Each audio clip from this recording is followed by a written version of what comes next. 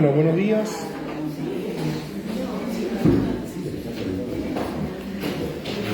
¿Cómo les va? Cuando quieras,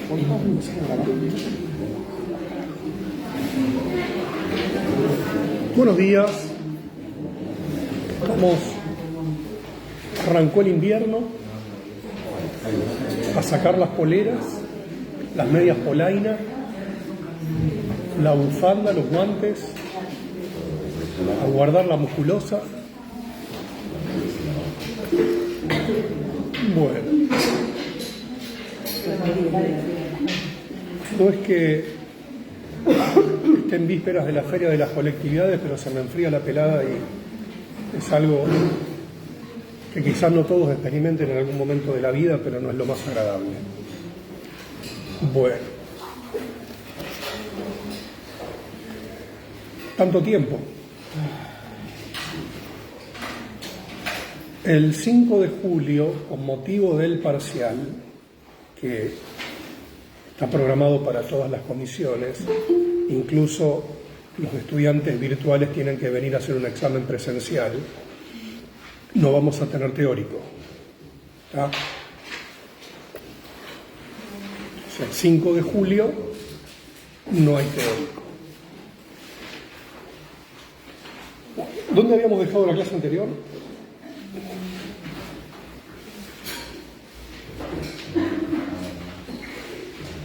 Allá lejos y en el tiempo. Estamos en la unidad 2. Para los virtuales, o quien les interese, ya se subió la guía de la unidad 2 a comunidades. Que no estén obligados a hacerla, pueden mirarla como para orientarse cuáles pueden ser preguntas en los parciales. Igualmente eso lo hablarán con sus respectivos docentes del práctico. Pero son preguntas que recorren la unidad 2 en su conjunto.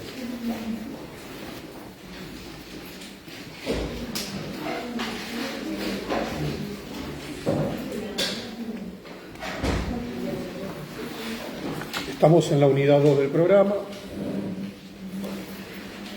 Hemos tenido que pisar el acelerador y no poder avanzar ordenados como estaba previsto.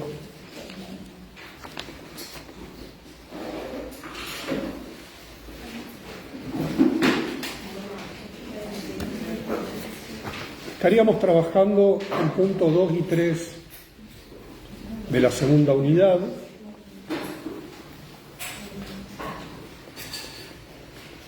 Y comenzar también a deslizar lo que es el punto 4. O sea, los leo. Requisitos para la constitución o construcción de las subjetividades de diversos enfoques psicológicos, el psicoanálisis, el constructivismo y el construccionismo social, sus conceptos fundamentales. El punto 3 del programa, la inteligencia humana y sus controversias como desfuncionalización del instinto, o como correlato de lo adaptativo, su vínculo con el desarrollo de la psique o mente. Acá psique o mente están equiparados, pero no todos los enfoques teóricos los homologan. Bueno, y el último punto es enfoque crítico sobre la medicalización del malestar psíquico de los niños, adolescentes y adultos, sus fundamentos ideológicos, políticos, sus consecuencias en la producción de infancias. Bueno.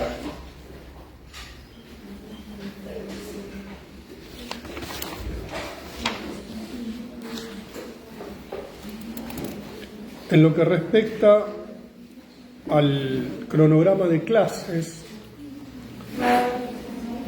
lo hemos tenido que alterar por razones obvias, porque son menos clases de las programadas, sobre un número de 10 clases o 9 clases, estaremos dando 6 o 7, por lo tanto vamos a condensar un poco el temario. Pero bueno, estaríamos del cronograma trabajando conceptos de la clase 6 y 7,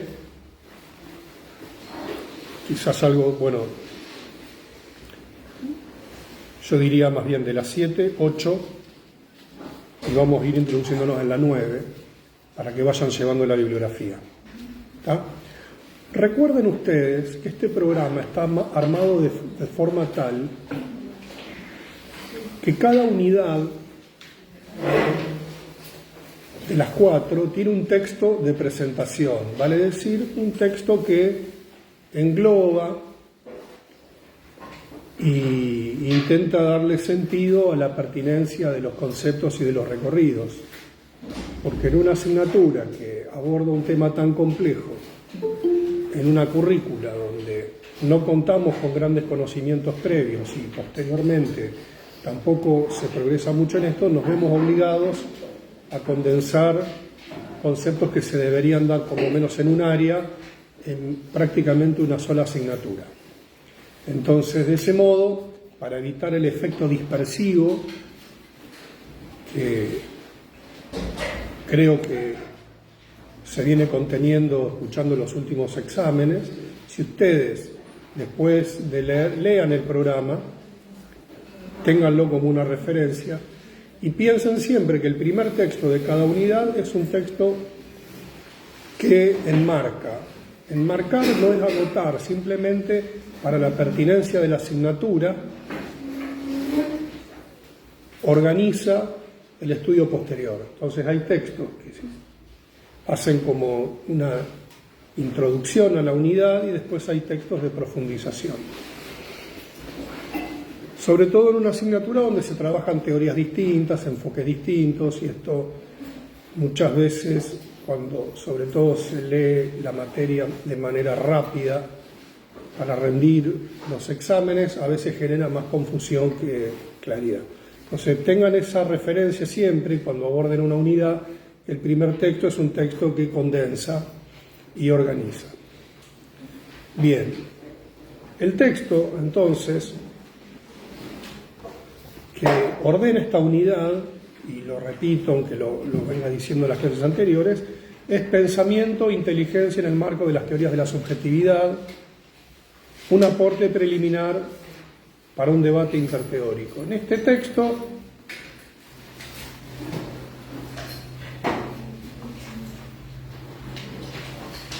lo que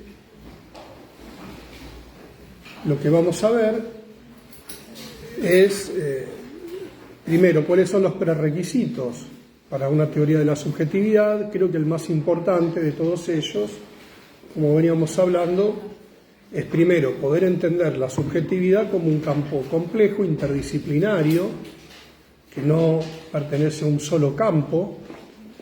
Habíamos hablado como fenómeno, como concepto y como producto, y que la principal característica de una teoría de la subjetividad tiene que ver con que una teoría de la subjetividad habla de un mundo pensable mediante representaciones,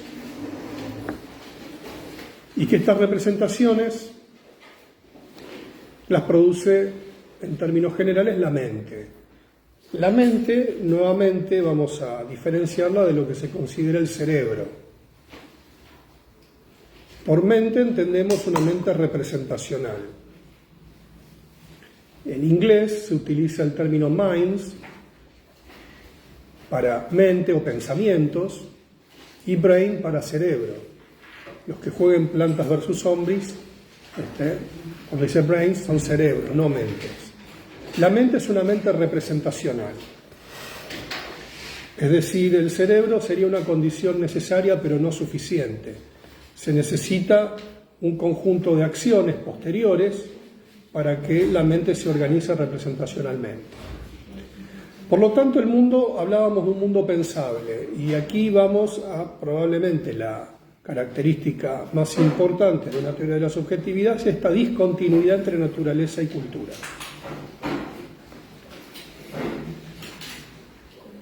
Esta discontinuidad entre naturaleza y cultura va a decir que la evolución humana llega a un punto en el cual, para humanizar lo humano, es insuficiente la carga de información con la que cuenta nuestra especie, y pasaríamos al universo del conocimiento en cuanto producto producido por la acción humana, por el mundo representacional, por la cultura y sus instituciones, y que esto varía con el tiempo. Entonces, cuando hablamos de mente humana, y de una mente humana que en esa discontinuidad con la naturaleza desafía la lógica biológica de la supervivencia. Por lo tanto, el pensamiento humano no tiene un correlato directo con lo adaptativo.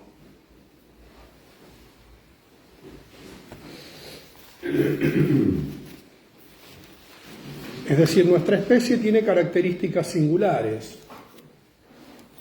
Es la única que puede autodestruirse. Y es la única que puede adquirir pautas sumamente destructivas, pero al mismo tiempo es capaz de realizar los actos más nobles. Salud.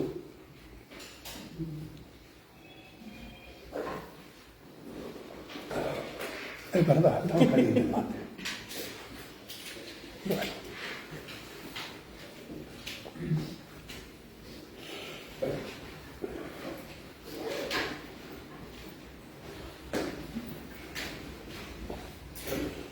Esto que repito tantas veces es importante tenerlo presente, visto que en el plano de la psicología el eje conceptual, al menos que yo conozca, la psicología tiene dos grandes paradigmas como teorías de la subjetividad vigentes y en producción. Uno de ellos es el psicoanálisis, el otro es el constructivismo. Podríamos decir, si todo el psicoanálisis repite o de alguna manera suscribe esta idea que mencionaba anteriormente, y probablemente no, porque el psicoanálisis no hay uno solo, ni hay uno que esté por encima de los demás. Hoy en día el psicoanálisis se comporta como un conjunto de teorías psicoanalíticas. Podemos encontrar un psicoanálisis de orientación kleiniana, orientación lacaniana, el post-lacanismo, podemos encontrar los planteamientos de la corriente inglesa contemporánea, del psicoanálisis francés contemporáneo, el psicoanálisis argentino en sus distintas variedades, pero podemos encontrar un psicoanálisis con un fuerte peso de lo hereditario, como puede ser el pensamiento kleiniano, que está bastante en desuso, y como relegado por momentos a ser una pieza de museo, pero también encontramos determinismos de otras características, como puede ser el determinismo estructuralista en algunos autores lacanianos. Bueno, el movimiento es amplio, es en general, y el psicoanálisis también es amplio, pero se mantiene el debate. Dentro de lo que es el constructivismo, podríamos ubicar dos grandes referencias, que es el constructivismo propiamente dicho de Piaget. Él la llamaba psicología genética, pero genética no por genes, sino por génesis, y lo que se denomina el construccionismo social de Vygotsky, el ruso, y sus secretarias. Ya nadie se ríe de este chiste, pero a mí me sigue causando gracia. En la noche del domingo estaba Vygotsky jugando al Shenga. Es muy viejo, véanlo por volver, o en YouTube pueden encontrar algunos videos de lo que yo hablo. ¿Cómo? Sí, yo lo fui. Y el problema es que no me doy cuenta del paso del tiempo en ningún aspecto de la vida. Por eso vivo desgarrado, bueno. No importa, no voy a dar más datos. Entonces, Vygotsky, la escuela de Vygotsky y Luria en la Rusia prerevolucionaria y posrevolucionaria. Hoy en día el construccionismo social tiene como referencia probablemente principal la obra de Jerome Brunner. Pueden encontrar los trabajos de Kenneth Hergen. algunos desarrollos de...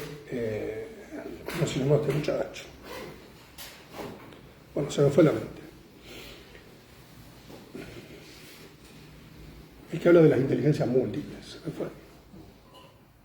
No, es concreto. No importa. Ya se me va a destapar la vena.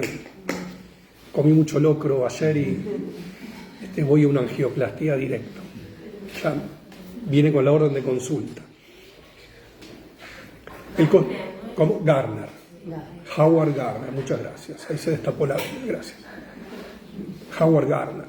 Si bien Gardner tiene planteos bastante amplios en distintos, pero también contempla por momentos los desarrollos del construccionismo social, que ya paradójicamente tiene una fuerza importante en Estados Unidos, sobre todo de un Vygotsky no marxista, desmarxicizado, fuertemente desmarxicizado, pero Brunner, su referencia principal son los textos de Vygotsky.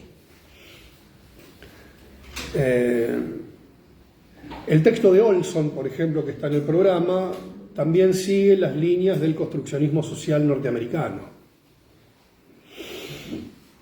donde van a tomar, sobre todo en la cuestión narrativa, la construcción narrativa como una construcción cultural subjetivante, es decir, los seres humanos, de alguna manera, replicamos nuestro modo de pensar acorde a las herramientas de una época. De alguna manera, esto que están diciendo estos muchachos no dista de algunos planteamientos que hemos leído en otro lugar. Por ejemplo, cuando en Postscriptum sobre las sociedades de control de Deleuze plantea que los seres humanos se parecen a las máquinas de su época. En el medioevo, el modo de pensar se asemeja a la palanca y ¿cómo sería esto? Sí, a las poleas.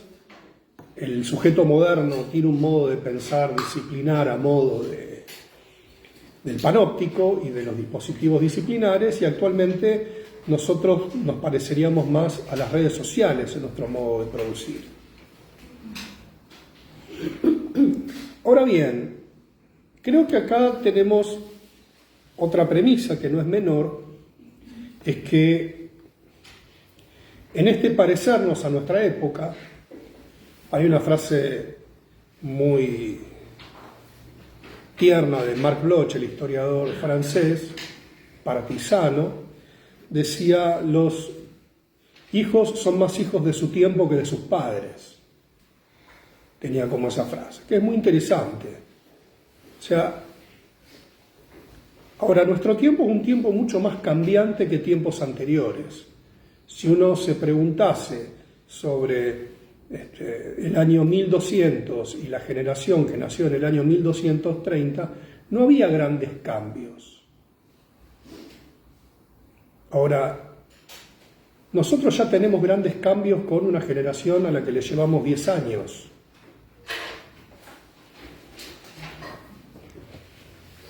Yo tengo 49 años y buena parte de mi infancia no había televisión en colores. Yo todavía me acuerdo cuando Pinky pasó del blanco y negro a la televisión en colores, y a mí la televisión en colores me resultaba inimaginable.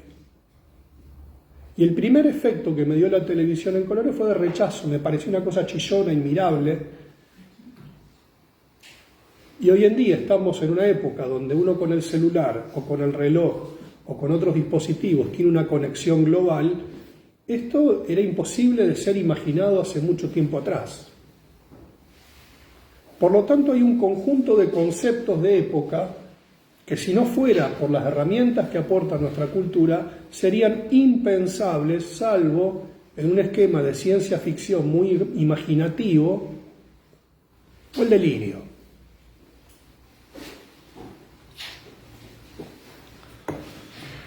Siguiendo esta idea, la pregunta entonces sería la siguiente. Vamos a ir poniendo algunos conceptos como si fueran cartelitos y los vamos a ir uniendo después.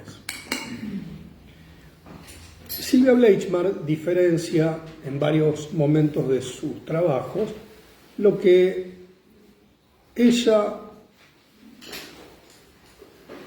pertinentemente diferencia como constitución psíquica de producción de subjetividad. Es decir, hay un aspecto de la subjetividad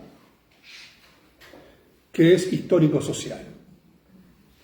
Es decir, el colectivo humano produce representaciones. Cuando digo produce representaciones, produce todo tipo de representaciones. No es que el ser humano produzca representaciones es algo naturalmente bueno o naturalmente malo. Producimos representaciones, llamémosle tanáticas o en las corrientes del eros. No necesariamente toda producción de subjetividad en sí misma es constructiva. La bomba atómica, el nazismo y un montón de cuestiones, bueno, son sumamente cuestionables. Es decir, hoy en día en la Argentina también estamos viviendo un escenario de una inestabilidad considerable. Vamos a conmemorar 40 años de democracia y habría que reflexionar cómo 40 años después nos enfrentamos con situaciones del nivel de inestabilidad que tiene el país. Es decir, no voy a emitir juicios al respecto, pero en el Chaco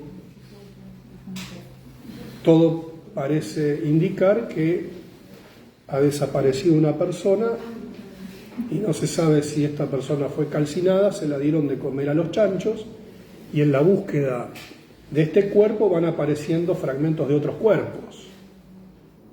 Esto es lo que dicen los medios, yo no tengo manera de certificarlo, pero como que es una práctica no infrecuente en algunos lugares del país, que nos evoca el viejo caso María Soledad Morales, etcétera, etcétera. Tenemos la situación del norte, en Jujuy. Es decir, el ser humano produce, y esta producción es producción humana. Es decir, no basta con un enunciado, un concepto o una expectativa. Después el ser humano se las ingenia para mezclar las corrientes destructivas de las corrientes amorosas, diría Freud, en el malestar en la cultura. Quería pasar por alto esto, pero plantearlo como que tiene que ver con lo que los seres humanos producimos colectivamente. O sea, yo tampoco me enamoraría demasiado del término colectivamente, porque colectivamente a veces los seres humanos producimos cosas extraordinarias y a veces nos embarcamos en proyectos destructivos bastante cuestionables. Entonces, estas expresiones no son valores. El fascismo es un fenómeno colectivo, por ejemplo, no es un efecto individual. El totalitarismo es un efecto colectivo. No lo digo yo, de Hannah Arendt en adelante, digamos que de psicología de las masas en adelante, esto está bastante trabajado.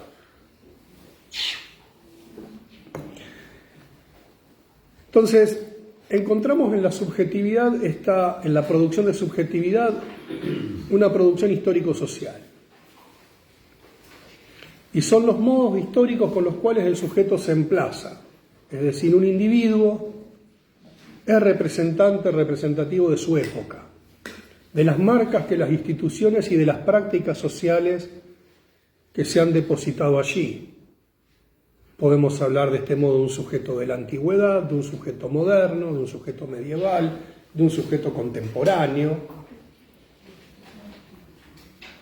y de algunos personajes que seguramente todos conocemos que no se escriben en ninguna época. Pero estos son fenómenos más aislados. Si alguien es aficionado a leer sobre historia, es muy importante cuando un buen historiador refleja las características de una época y con qué elementos un individuo contaba para pensar lo que realmente pensó. Entonces no nos sorprendería que un sujeto de la antigüedad tome una decisión que no sea racional en función de una vivencia mística, por ejemplo, o de una creencia. porque en aquellos tiempos, bueno, esto es producción de subjetividad. Ahora, la idea de constitución psíquica es una noción que nos introduce en nuestro campo, la psicología. O sea, los modos de producción de subjetividad también va, obviamente, a ser pertinente la pregunta desde la psicología, pero la compartimos con otros campos. La pedagogía, la historia, la filosofía, la sociología, la antropología.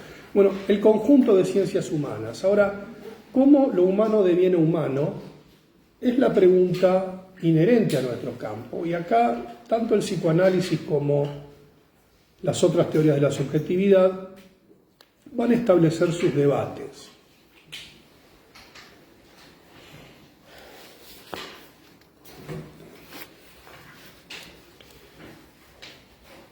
Yo creo que el primer autor que se preocupa por este modo singular de organización de la mente es Piaget. Freud está ocupado de otras cosas. Freud está preocupado por cómo hacer consciente lo inconsciente, tiene una idea fuertemente clínica sobre la clínica principalmente de las neurosis, pero los modos con los cuales el yo se organiza no es una pregunta freudiana. O sea, cuando Freud comienza a trabajar sus casos vinculados a la niñez, el caso Juanito o el juego del carretel del Fordá, lo hace desde una perspectiva psicopatológica. La preocupación freudiana en Hans se relaciona con el mecanismo de la fobia, explorar el complejo de Edipo, el mecanismo del síntoma, que está fuertemente vinculado a un enfoque psicopatológico, pero no se pregunta si hay un modo del pensamiento propiamente infantil allí.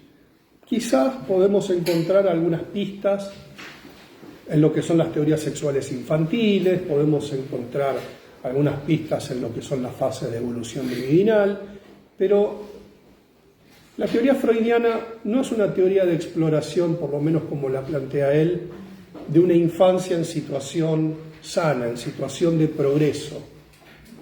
Freud se pregunta por una infancia que reaparece en el adulto en las fijaciones libidinales. Hay una infancia reconstruida desde la neurosis del adulto, desde los abscesos pulsionales, de aquellos, digámosle así, mojones libidinales que quedan perdidos en el yo y actúan, pero no es una infancia en desarrollo. Al respecto,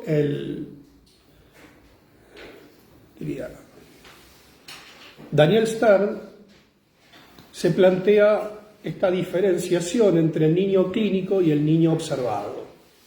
Es decir, Stern plantea que hay un niño que es propio objeto de la clínica. Este sería un caso del psicoanálisis, sobre todo del psicoanálisis freudiano, kleiniano, de un niño en situación clínica.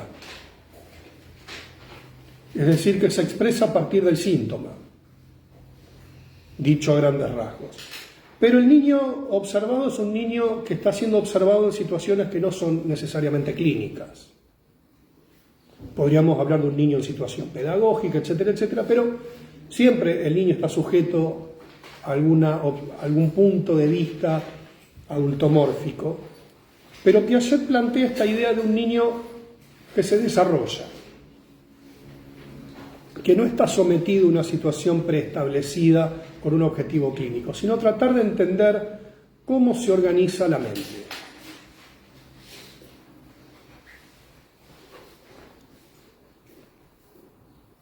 Si bien Piaget tiene una profunda lectura de Freud, sobre todo de la primera tópica, decía en clases anteriores que Piaget intenta formarse como analista, hace su análisis didáctico, pero decide no ser analista y se dedica a sus estudios.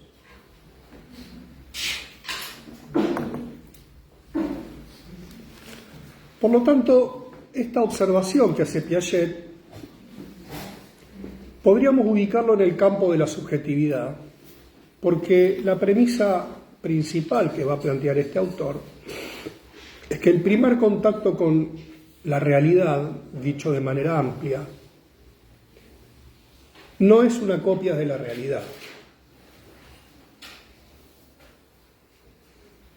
Piaget no va a negar la incidencia del medio sobre el niño, pero lo que él va a plantear es que esta información que va a entrar en el niño lo hará por medio de lo que va a llamar una estructura.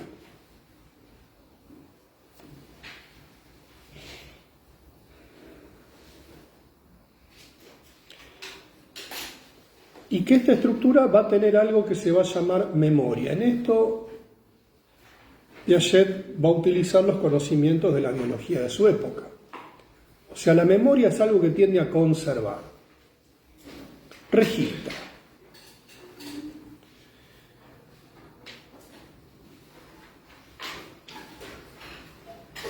Y un conocimiento, en todo caso, ya implica un modo de organización.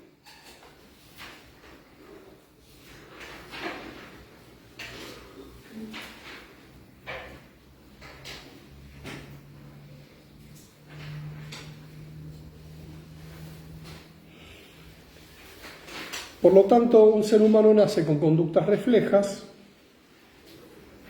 En esto no nos diferenciamos de los demás animales. Tenemos percepciones, pero nos vamos a organizar en función de lo que nuestra estructura permite en determinado momento de la vida. Y acá nos vamos a encontrar con este primer estadio organizativo que es el sensorio motriz.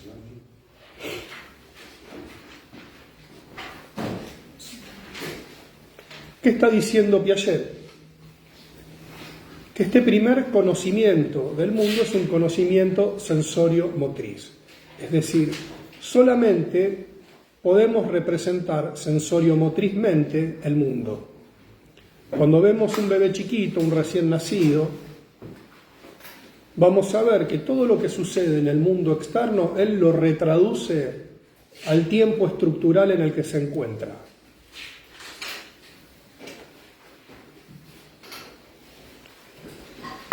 ¿Y cómo le llega esa información? Le va a llegar de modo tal como esa estructura lo puede decodificar. No de otra manera.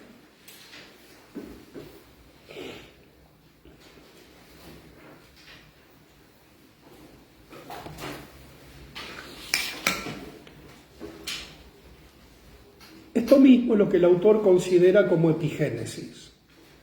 Es decir, hay una predisposición de nuestra especie a captar las cosas de determinada forma, no de otra.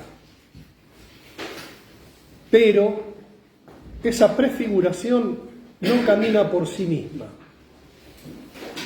Va a requerir de lo que va a denominar acción.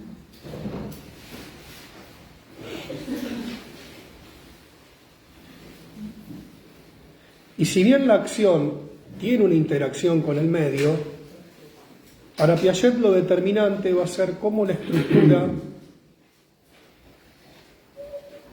asimila, es decir, es un modo de incorporación, y acomoda. La acomodación es esa búsqueda de equilibrio. Si bien a eso le va a llamar adaptación, Piaget, no es una adaptación al medio, es el equilibrio de la estructura.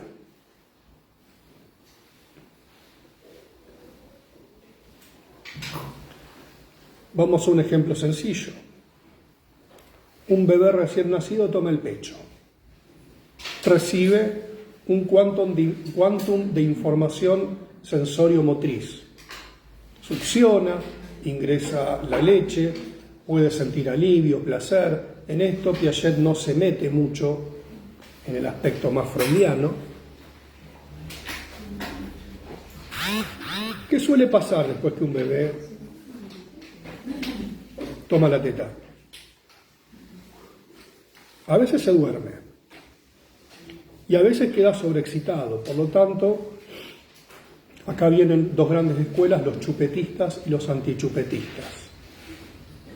Se han enfrentado a golpes de puño más de una vez los chupetistas y los anti. Ahora hay un fuerte avance del antichupetismo, que dicen que el chupete es malo, citando a Carlitos Balá diciendo el chupete es feo. También lo pueden ver por Volver, o pueden ver el chupetómetro de Carlitos Balá, recientemente fallecido.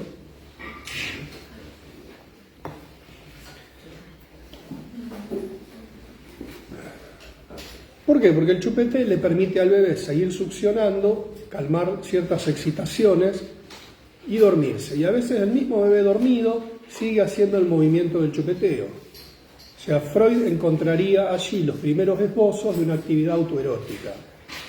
Pero Piaget podría leer otra cosa ahí, que ese es un movimiento de acomodación. Es decir, la estructura busca nivelarse. Y hay en juego un elemento de información. Hay un primer contacto con el mundo externo, pero ese primer contacto con el mundo externo, que tiende a repetirse en series circulares, le permiten este trabajo de reordenamiento a esta incipiente mente. Es decir, la estructura asimila una información y se desestabiliza. Y se reestabiliza a partir de la acción. Si un bebé, por ejemplo, se sobreexcita con el pecho y no se le da el chupete, sino que se le vuelve a dar el pecho, se retroalimenta un circuito que no se estabiliza, por lo tanto se perturba. Adviene mayor excitación e irritabilidad, no se duerme, etcétera, etcétera. Entonces, no podemos ver un trabajo de asimilación y acomodación más amable, más dinámico, sino que se ve entorpecido. O sea, la estructura no logra equilibrarse. ¿Se entiende? Es como si buscara recuperar un umbral. Y eso lo hace por medio de la acción. Bueno, el desarrollo avanza y el objetivo de esta primera instancia sensorio-motriz es crear las categorías espaciotemporales. Son presimbólicas para Piaget.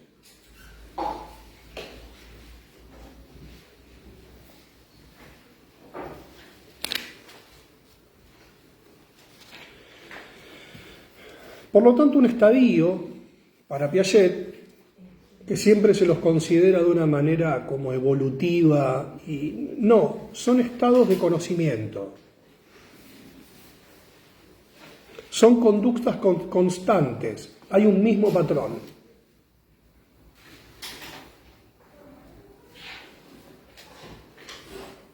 Y tienen la característica de ser un movimiento de conjunto. O sea, se actúa en una lógica conjuntista.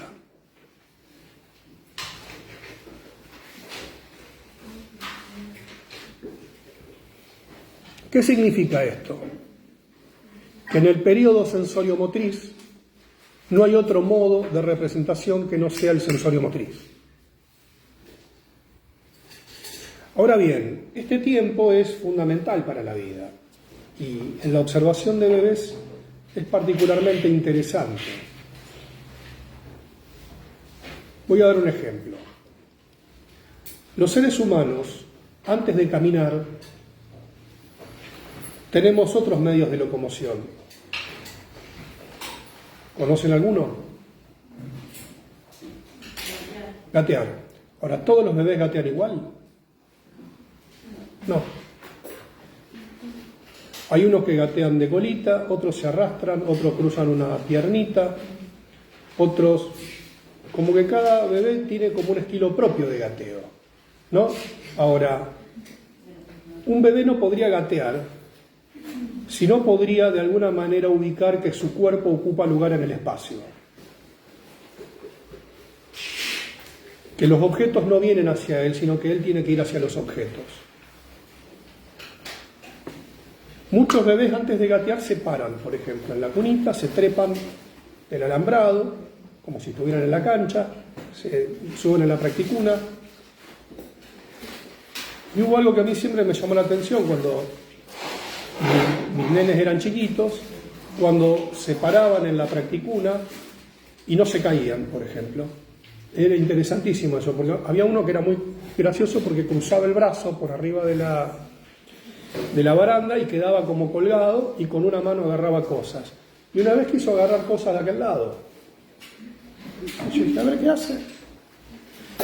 Colgó el otro brazo y buscó manipular las cosas con su otra mano. A ver, esta acción espontánea de un chico muestra que hay una lógica, que de alguna manera hay una noción de que si él no está agarrado se cae. No se cayó. Bueno, esto habla de la presencia de una estructura. Ahora, hay un momento donde un bebé, en los primeros 6 meses de vida, cuando quiere un objeto, chilla, grita, ¿no? Y uno piensa que... Y hay otro momento donde va y lo busca. Es decir, hay un conocimiento de que, primero, de entender su cuerpo como una unidad, como que hay una idea de existencia, y que esa idea de existencia tiene una lógica. Bueno, esto no es solamente piagetiano. Si uno lee, por ejemplo, Winnicott habla de la dependencia absoluta y la dependencia relativa. Cuando un bebé entra en una etapa de dependencia relativa, de alguna manera entiende que depende de los padres, pero los padres no son él, aunque los maneje como si fueran de él. Y estas son vivencias muy tempranas, que por ejemplo un bebé se saca el chupete de la boca, lo saca, se lo vuelve a poner, y dice, bueno, esto es acción. De alguna manera, estos movimientos uno los puede ubicar en la lógica del juego infantil, del primer esbozo del juego infantil, intrínsecamente relacionados con la noción de acción. Si bien Piaget tiene una gran lectura de Freud, tiene una lectura de Freud de la primer tópica, entonces va a plantear esta idea que el niño pasa de un principio del placer a un principio de realidad. ¿Qué quiere decir? Hay una estructura cerrada sobre sí misma que se va abriendo al mundo. Esta es una idea que a Piaget se le cuestiona. Quien primero le cuestiona esta idea a Piaget es Vygotsky.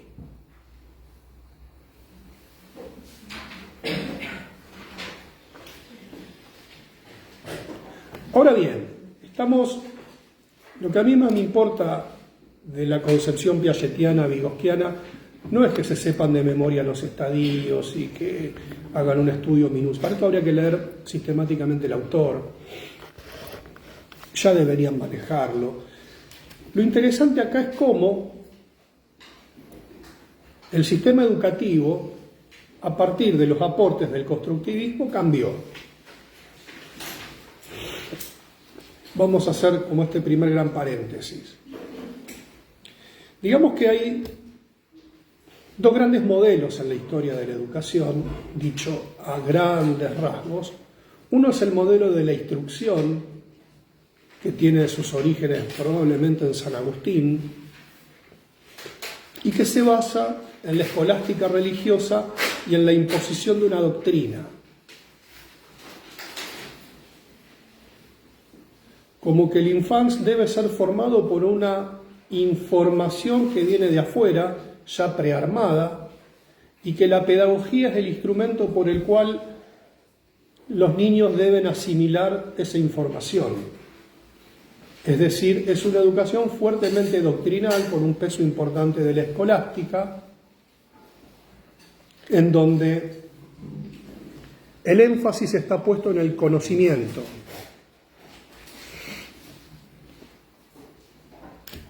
Del otro lado, dicho esquemáticamente, nos encontramos con las tendencias russonianas de la educación, en donde plantean que los niños no pueden ser instruidos porque no pueden responder a un esquema adultomórfico, porque son sujetos en desarrollo, no diría así Rousseau, sino que el niño no es un adulto en miniatura, como habíamos visto en las unidades anteriores, sino que tiene tiempos inherentes y que le son propios. Entonces nos volvemos a enfrentar con esta vieja doctrina de la pedagogía blanca y la pedagogía negra. Obviamente los blancos son los buenos y los negros son los malos, hasta la sirenita. Obviamente todo esto lo digo con sarcasmo, no quiero otro sumario. Bien. O sea, la pedagogía blanca es la que dice que el niño es bueno por naturaleza y la sociedad lo corrompe, y la pedagogía negra es la que dice el niño nace desviado y es la sociedad de lo que los hace buenos. Bueno, Rousseau en esto se aparta de esta noción y plantea que el niño es niño y que tiene una entidad psicológica propia. Los desarrollos de Piaget le dan el sustento científico a esta noción russoniana de plantear que la instrucción fracasa porque no hay una estructura que la pueda captar, por lo tanto se invierte el eje de una instrucción normativa y se plantea que las currículas y la educación deben adecuarse al tiempo vital del niño, para el cual su psicología aporta datos claves. Uno no puede enseñarle astrofísica a un niño que está en pleno pensamiento simbólico. No puede.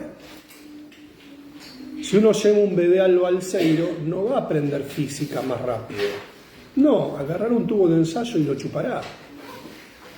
Lo tirará.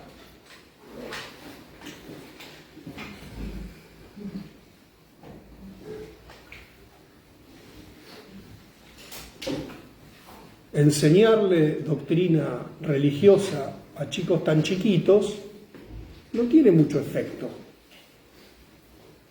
¿Por qué? Porque no están preparados para esa información. La va a entender como la entiende. Entonces, confronta esta línea, y hoy en día esto mismo también se ha modificado, entre dos corrientes muy fuertes y opuestas. Una centrada en un objetivismo y otra centrada en un subjetivismo.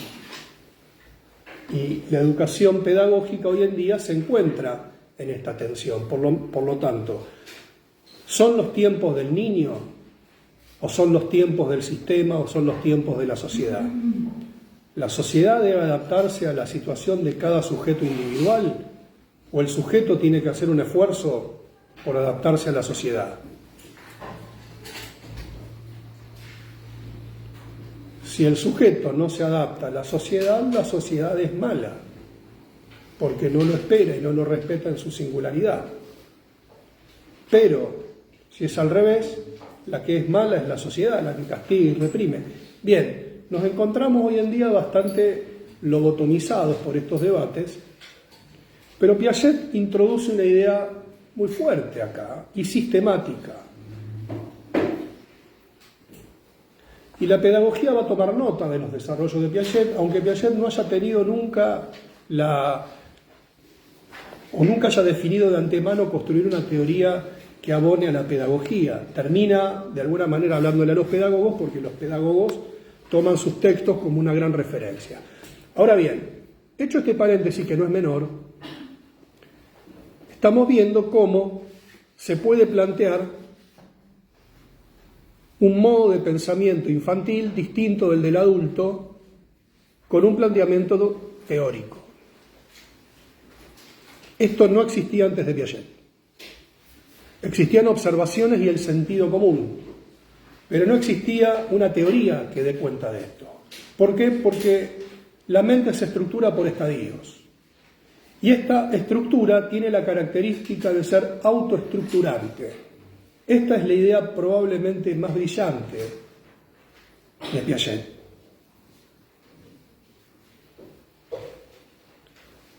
A esta dinámica Piaget la llamará inteligencia. El padre del concepto moderno de inteligencia es Piaget. Y de esta inteligencia que tiene que ver con los modos con los cuales la estructura establece una dinámica y no con la adaptación al medio.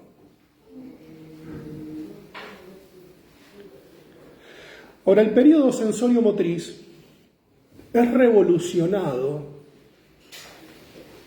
para pasar al estadio siguiente por el simbolismo.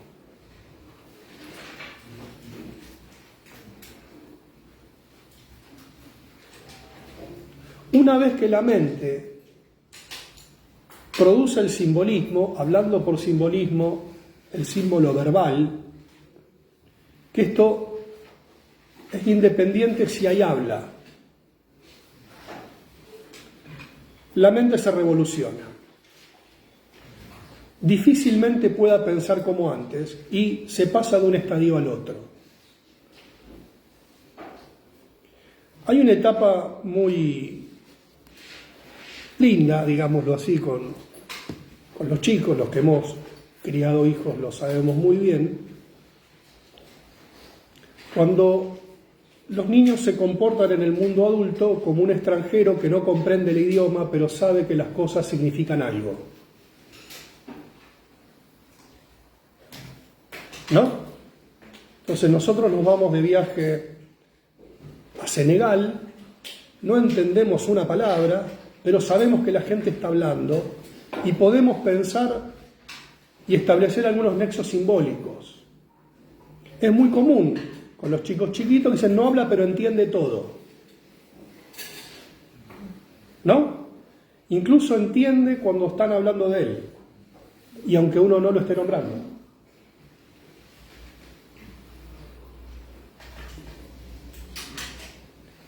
Acá estamos frente al pensamiento simbólico que produce una revolución. Y a partir de allí todo tiene significación. Y la causalidad tiene que ver con esas significaciones.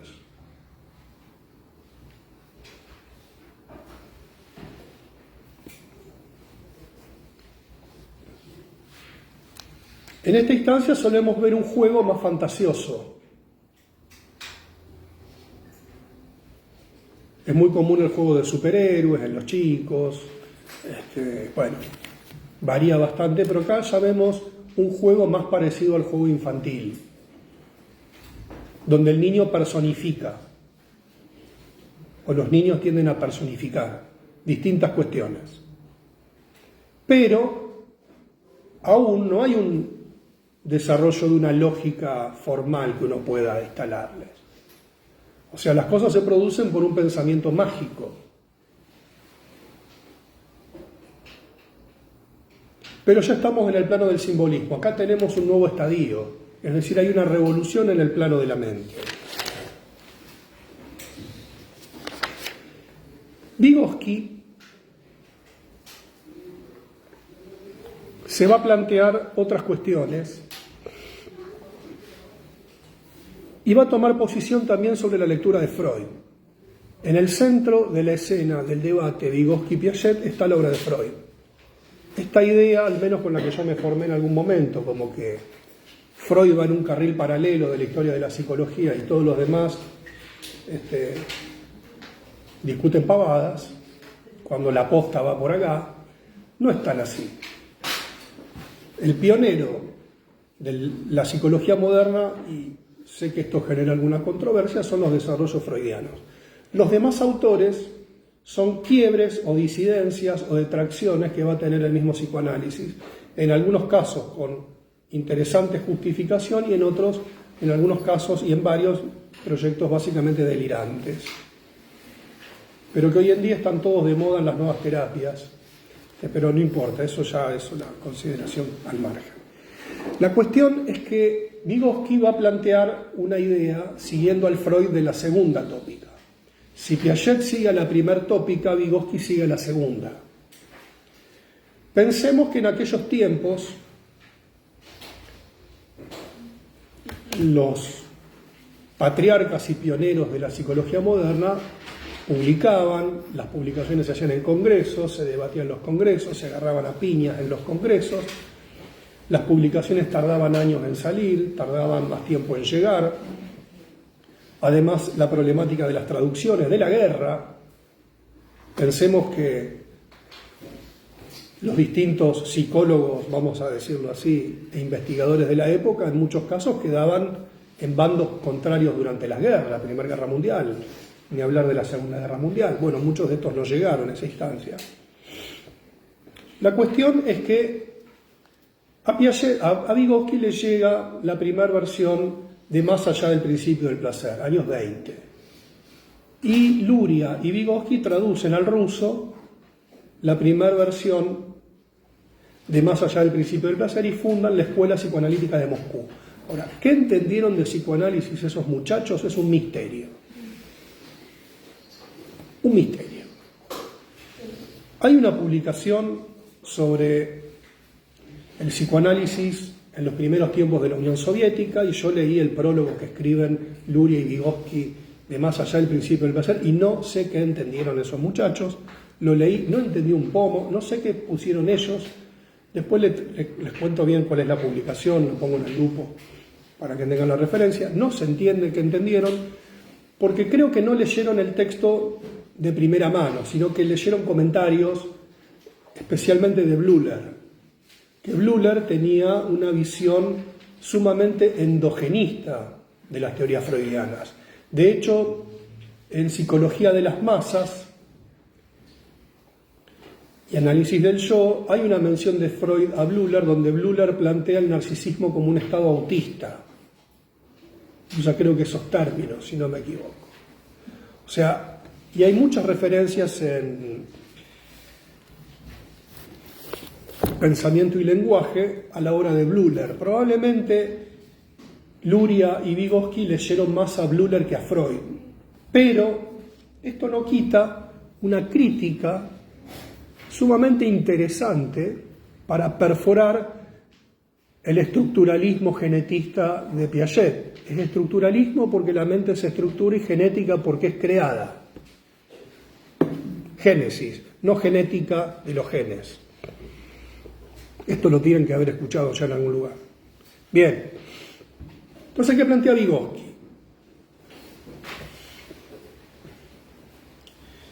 Vygotsky va a hacer una crítica a la primera vivencia de satisfacción de Freud. Si leyeron Pensamiento e Inteligencia, en el marco esto está narrado brevemente, pero Vygotsky parte de la siguiente idea. Dice, Piaget dice que el niño tiene un concepto espontáneo y un concepto no espontáneo.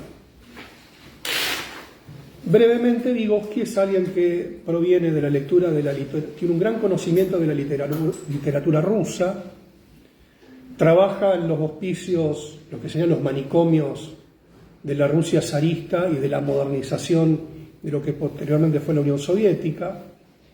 Entiendo que en esos lugares habría de todo, y lo que le llamaba particularmente la atención a Vygotsky eran los desórdenes del lenguaje de los internos. Y como el lenguaje para él era un fiel reflejo de cómo estaba estructurada la mente.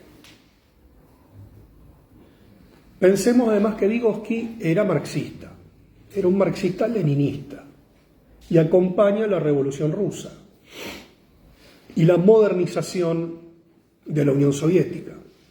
Entonces Vygotsky, con estas observaciones, le llegan los textos de Piaget, le llegan algunos de Freud, con los retazos de todo eso, plantea,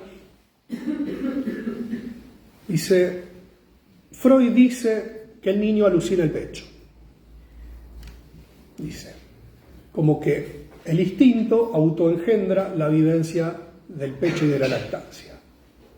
Dice, nosotros no podemos saber porque nadie puede investigar hasta qué punto esto puede ser así. Es un momento teórico, dice Vygotsky, admite y le concede a Freud esta posibilidad. ¿Por qué creo que lea Blüher acá? Porque Freud en ningún momento dice que el niño alucina el pecho autoengendrado. Cuando habla de la primera vivencia de satisfacción, claramente Freud dice, tanto en el proyecto como en la interpretación de los sueños o en el yo y el ello, que hay una tensión de necesidad y viene la asistencia ajena y le presenta el pecho. Pero acá yo creo que Vygotsky sigue a Bleuler, donde el niño alucina un pecho. Dice, como una precondición, ¿no? Como si estuviera prescripto. Para un kleiniano esto sería así, como lo plantea Vygotsky, pero bueno, vamos a cederle esta, se la dejamos pasar.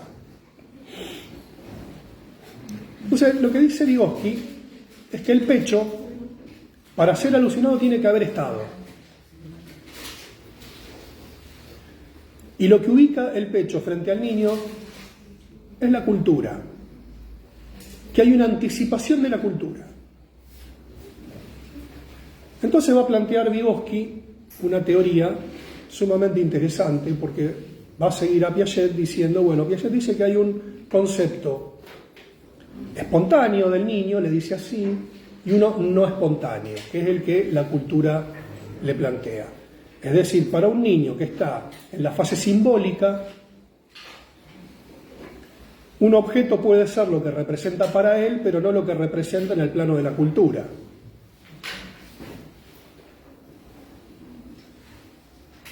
Hay algo maravilloso que sucede cuando los niños empiezan a hablar, es que a lo mejor tienen una palabra para denominar todo. Yo recuerdo mi hijo Agustín, mi segundo hijo, el mundo animal era generalizado por Babau. Babau era perro, gato, felino, paquidermo, ave, hormiga, cucaracha, su padre, Babau. Todo era Babau. Hasta que aprendió a diferenciar el mundo de lo que estaba en tierra y de lo que volaba. Un gran descubrimiento biológico. Babau era lo que caminaba por tierra y lo que volaba era hepato. Si uno le mostraba una clasificación de aves, felinos, probablemente, pero Babau y hepato denominaban el conjunto de la biología en general. Ahora, para un chico esto es un hallazgo, porque las cosas tienen un número, por ejemplo. Más de una persona son dos personas y dos puede ser una multitud, como puede ser poca gente, pero es más de uno. Este uso de los conceptos espontáneos, diría Piaget, entran en tensión con lo que la cultura impone. Entonces, dice Vygotsky, Piaget dice que hay una cuestión espontánea y una no espontánea. Y dice, en esto, es muy interesante porque Vygotsky era un sujeto brillante, dice, Piaget sigue a Freud, en que vamos del principio del placer al principio de realidad. Hay una apertura del adentro hacia afuera. Y Vygotsky dice, niet tovarish Piaget, no camarada Piaget.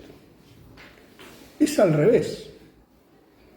Si hay un concepto espontáneo, es porque la cultura lo puso. Y que es la mente la que debe aproximar un objeto al otro, un concepto al otro. Cuando hablamos de concepto estamos hablando de idea. Entonces dice Piaget, no, Vygotsky, no es esto producto de una evolución natural, sino lo que se da es una transformación de la mente, la que va a llevar un objeto al otro. Entonces propone una relación dialéctica como buen marxista, y esta relación dialéctica entre un tiempo constitutivo y el espacio potencial, Vygotsky le dirá zona de desarrollo próximo.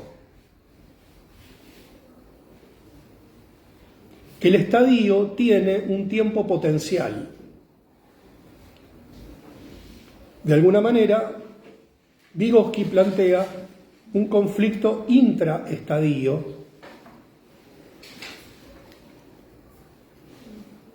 que Piaget no pensó. Ahora bien, si bien parece una sutileza, esto no es menor, porque lo que va a ubicar acá Vygotsky es que el instrumento cultural es determinante para la configuración de la mente en su conjunto.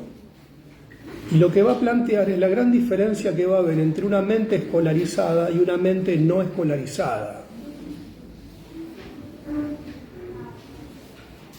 Y que una mente escolarizada es la que desarrollará pensamiento científico y una mente no escolarizada quedará en el pensamiento simbólico.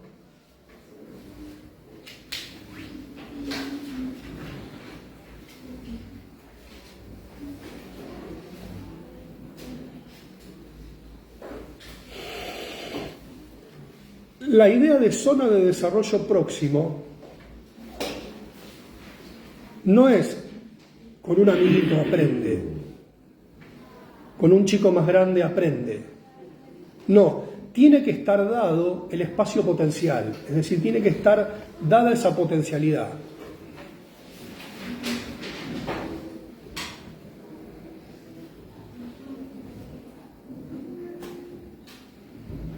Vamos a un ejemplo sencillo y práctico.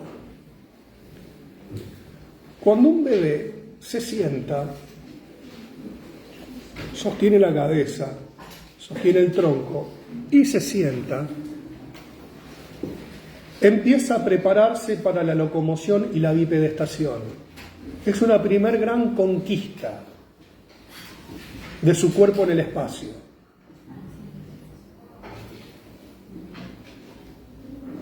Y esto no es un logro psicomotor, es un logro de la estructura, de apropiarse de su cuerpo en el espacio. Son los rasgos más nítidos de hominización. ¿La pregunta? Disculpen. No, si querían aportar algo. No, me estoy preguntando algo de la zona de desarrollo. Sí. No, ya me lo respondí. Ah, bueno. Por lo tanto, cuando un niño empieza a sentarse, hasta que camina, hay una zona de desarrollo próximo. Pero ya está en el momento estructural en preparación. ¿Se entiende? Cuando un nene chiquitito dice tete a la mamadera, chupete, comida, lo que sea, ya está preparado para incluir el lenguaje. Hay una zona de desarrollo próximo. ¿Qué quiere decir? Que está en el tiempo estructural. Si no está en el tiempo estructural, no hay forma. Y ahí necesitamos la percepción de la mirada clínica para darnos cuenta.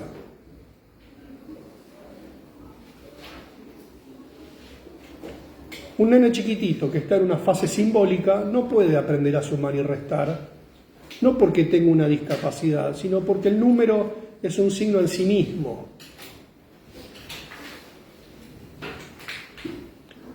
¿Se entiende?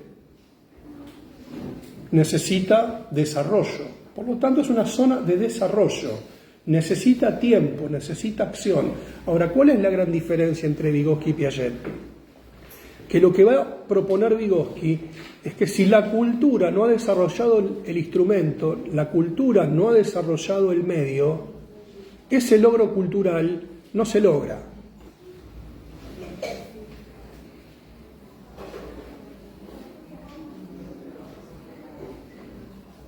Por lo tanto, para Vygotsky, que fue un iluminista soviético, él planteaba la escolarización como el modo de hacerle llegar la cultura al pueblo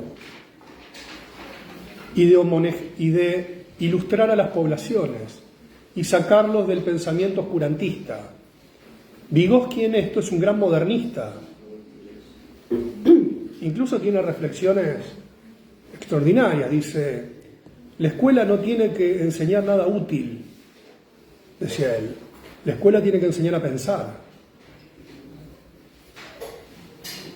Y a pensar de manera moderna. Y la riqueza del pensamiento es la pluralidad y la diversidad. Y eso a Stalin no le gustó tanto cuando llegó a estos hallazgos y le dio una beca de estudios en Siberia donde terminó sus días.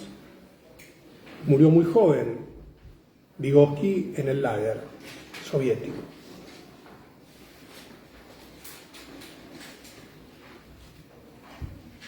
Bueno, entonces, volviendo a la idea de una teoría de la subjetividad, ¿por qué tanto Vygotsky como Piaget se inscriben en el campo de las teorías de la subjetividad? Porque admiten esta ruptura entre naturaleza y cultura. Porque admiten esta idea de que el mundo pensable no es un mundo que conocemos directamente, sino que en Piaget lo vamos a conocer en función de la estructura y en Vygotsky a partir de la cultura. Ahora, desde la perspectiva psicoanalítica, y con esto vamos a ir dejando para la próxima clase, tanto Vygotsky como Piaget nos están hablando de sujetos constituidos. Porque para ninguno de los dos se les ocurre que este proceso que yo acabo de describir no viene dado de antemano, sino que requiere de algunos prerequisitos constitutivos.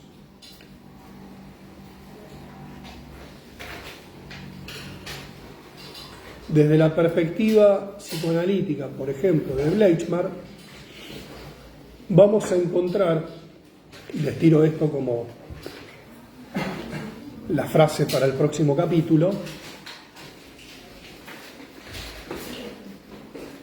si no se dan ciertos prerequisitos, la estructura no se estructura y la cultura no es asimilable por el sujeto.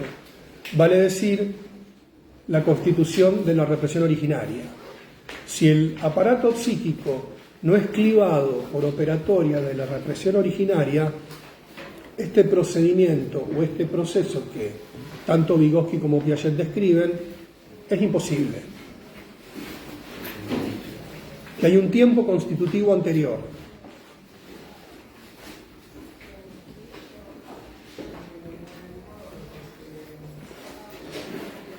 Otra de las diferencias que podemos encontrar entre Piaget y los postulados freudianos es que la estructura piagetiana es una estructura que al progresar integra los estadios anteriores. En el pensamiento freudiano, el inconsciente persiste, es reprimido, no es integrado al yo.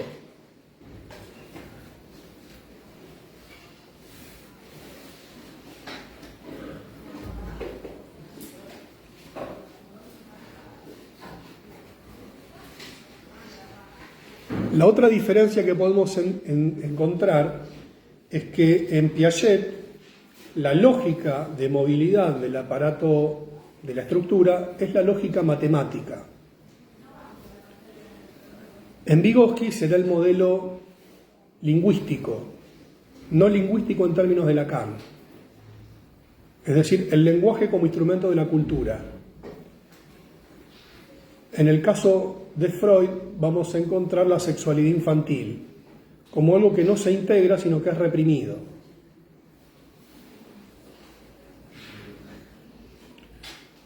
En Piaget nunca vamos a encontrar un conflicto entre lo sensorio motriz y lo operatorio formal.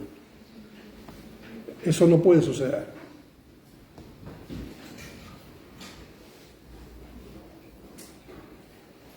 En el campo freudiano podemos encontrar en la expresión de síntomas la emergencia de la sexualidad infantil y su acceso a la conciencia a partir de la formación de síntomas o inhibiciones. Bueno, como vamos viendo, el campo se complejiza por este lado. Por lo tanto, vamos a ver cómo estas teorías vygotskiana y piagetiana son solidarias al instrumento pedagógico y el psicoanálisis es más renuente a esto. ¿Por qué? Porque el inconsciente no se educa, no se adapta.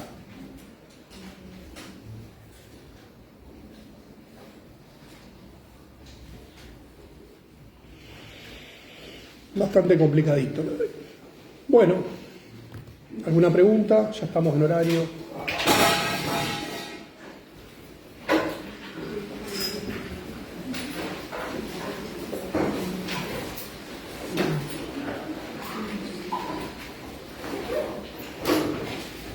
Bueno, vamos cerrando.